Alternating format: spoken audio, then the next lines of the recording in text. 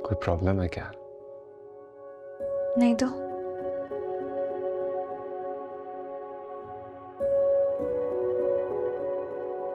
परेशान लग रही हो तुम। कुछ कहा है किसी ने?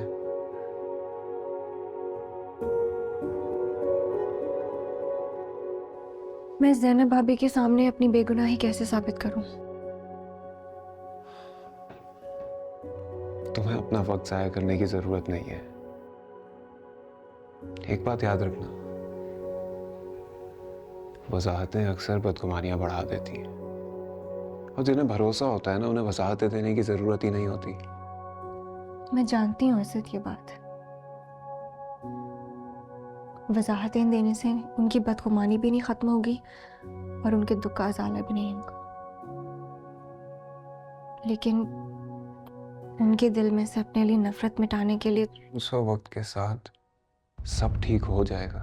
कुछ ठीक नहीं होगा असद। वक्त के साथ दिलों में बदगुमानी और नफरत की गिरें मजबूत हो रही हैं, रिश्तों में आए दरारें बढ़ रही हैं और रिश्ते कमजोर हो रहे हैं। उन्हें बचाने के लिए तो कुछ करना पड़ेगा ना। मैं जो कर सकता था मैं कर चुका हूं, इससे ज्यादा मेरे इख्तियार में नहीं है। मेरे लिए इस वक्त सबसे ज्यादा इंपॉर्टेंट ममा की खुशी और उनका सुकून है,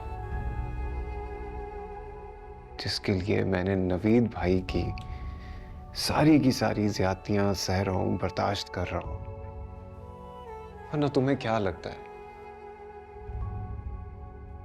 मेरे लिए मेरा अपना हक मांगना उनसे नामुमकिन था?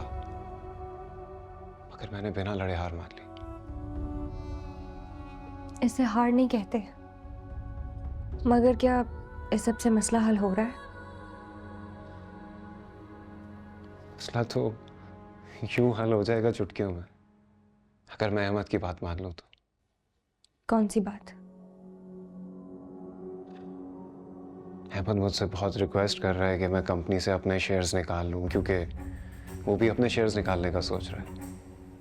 और तुम खुद सोचो ना रूसा, कि अगर मैं और अहमद, जो कंपनी के दो मेजर शेयर होल्डर्स हैं, अगर कंपनी से अपने शेयर्स निकाल लें तो क्या बच जाएगा नवीद भाई के पास?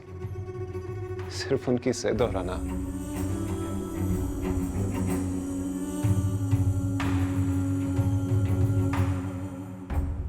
मैं आपको कभी ये मशवरा नहीं दूंगी।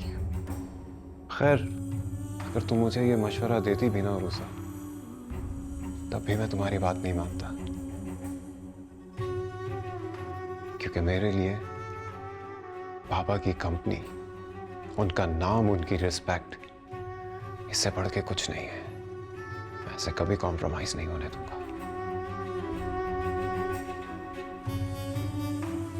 और मैं अहमद को भी यही समझा रहा हूं कि वो ऑफिस जाना अब शुरू कर दे।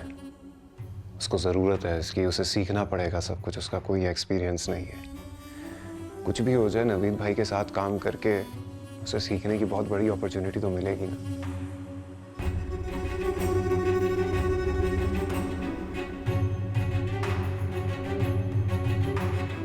इतना मुझको बता दे, कैसे तुझको